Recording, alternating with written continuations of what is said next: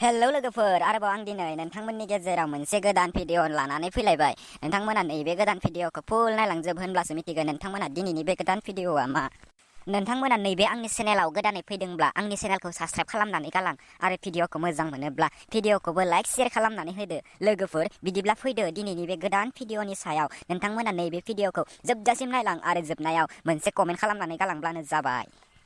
नोंथांमोना फटक आरो थाम्बनेइलाव आरो टाइटेलाव नुनानैनो मिथिखादों जानो हागौ दिनै आं नोंथांमोननि गेजेराव मा भिडिअ लानानै फैदों। लोगोफोर नोंथांमोना बे भिडिअखौ नायनो थाखाय नोंथांमोना जोबजासिम नाय होनब्लासो नोंथांमोना दिनैनि बे भिडिअखौ माबोरै नायो होनब्लासो नोंथांमोना मिथिगोन। लोगोफोर नोंथांमोना गिबियावनो बे आर'नाइ बर' फिल्मखौ नायनो थाखाय नोंथांमोना प्ले स्ट'राव थांनानै निउ बय एपखौ डाउनलड खालामनानै नोंथाङा गावनि मबाइल नाम्बारजों रेजिस्टार खालामनानै लानो नांगोन। होनब्लाना नोंथांना बेबायदि नुजागोन लोगोफोर। होनब्लाना नोंथांनावबो नैफोरबायदि गोदान गोदान बर' फिल्मफोरनि फटकफोरा नुजागोन। लोगोफोर नोंथांमोना गिबियावनो नोंथाङा बे आर'नाइ मुभिखौ नायनो थाखाय नोंथांमोना नुखादों जानो हागौ आर'नाइयाव सेरनानै हो। बेखायनो लोगोफोर नोंथांमोना आर'नाइयाव सेरखाङोब्ला नोंथाङा माबा रेन 49 पे खालामनांगोन नोंथाङा नोंथांनि बेंक एकाउन्टजों।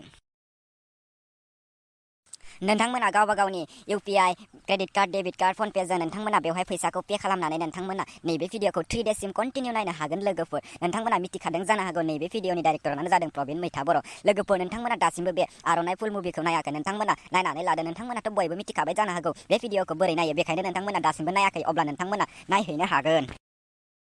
बिदिब्ला लोगोफोर दिनैनि बे भिडिअनि इनफरमेशना बेखिनियानोसै। नोंथांमोना दासिमबो नैबे आंनि चेनेलखौ साबस्क्राइब खालामाखै अब्ला नोंथांमोना साबस्क्राइब खालामनानै गालांदो। बेफोरबायदिनो गोदान गोदान भिडिअ लानानै फैबाय थागोन लोगोफोर। बिदिब्ला लोगोफोर दिनैनि नैबे भिडिअखौ नोंथांमोना मोजां मोनदोंब्ला आंनि नैबे भिडिअखौबो लाइक खालामनानै होदो। लोगोफोर बेफोरबायदिनो गोदान गोदान भिडिअ नायबाय थानो थाखाय बेल आइकनखौबो अल क्लिक खालामनानै लादो। बिदिब्ला लोगोफोर दिनैनि बे गुसुं इनफरमेशना बेखिनियानोसै। नेक्स्ट आपडेटखौ आं नोंथांमोननि गेजेराव थाबैनो लानानै फैफिनगोन।